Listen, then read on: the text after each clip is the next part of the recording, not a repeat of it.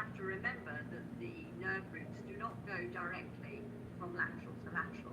They go obliquely from cranial to caudal.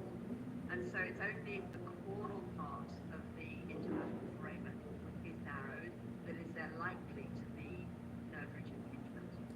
I think that the whole picture has to be put together with the clinical findings, because I think that it's so difficult to look at either one in isolation and say this must be significant.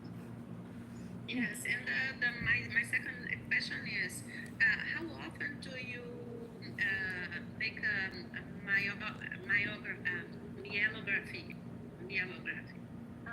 The only time we would consider doing myelography is if we had an ataxic horse and the owner wanted to consider surgical management. And then the use of myelography would be to determine whether or not we can confirm one or more sites of spinal cord compression. We otherwise would not do myelography because we know the horse is ataxic. We don't need myelography to tell us it's ataxic. We're only using the myelography to tell us if we've got one or more confirmed sites of spinal cord compression. Okay, thank you very much. I have a question here from Dr. Pedro Michelotto. Dr. Ana Paula and Dr. Pedro Michelotto are teachers at universities here in Brazil. Sue, many thanks for your talk. Please, lesions in C6 and 7 manifesting as laminas are difficult to work, not neurological. Will manifest mainly in front limb or hind limb? I don't believe that hindlimb lameness is caused by lesions of C6-7.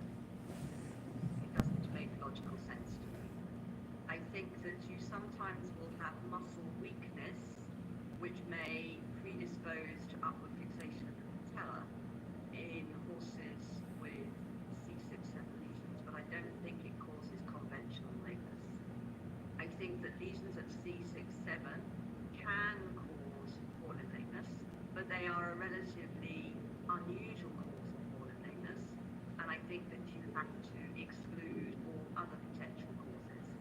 So you have to perform diagnostic anesthesia in a very systematic way, all the way up the leg, so including median and ulnar nerve blocks, intra-articular anesthesia of the shoulder and of the elbow, eliminate the shoulder and elbow as potential sources of pain also by imaging them radiographically and ultrasonographically.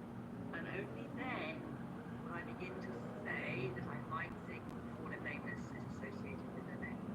Now there are some horses which show a rather strange hopping type of fallen lameness when ridden, which have neck-related signs and neck-related pathology.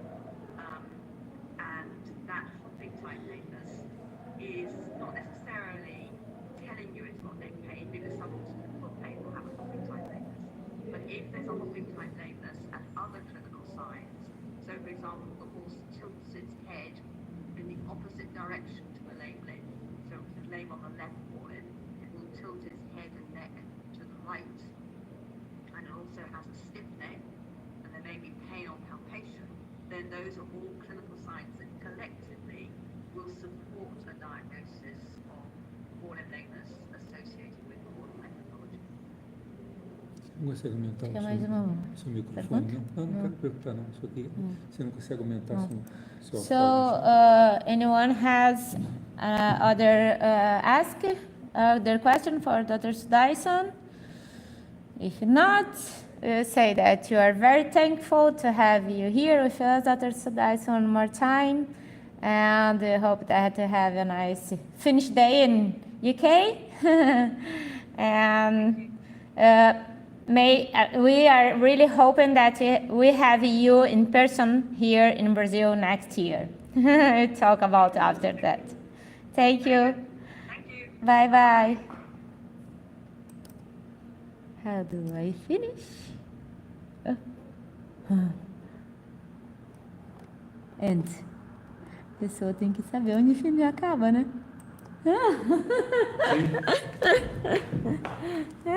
Ok.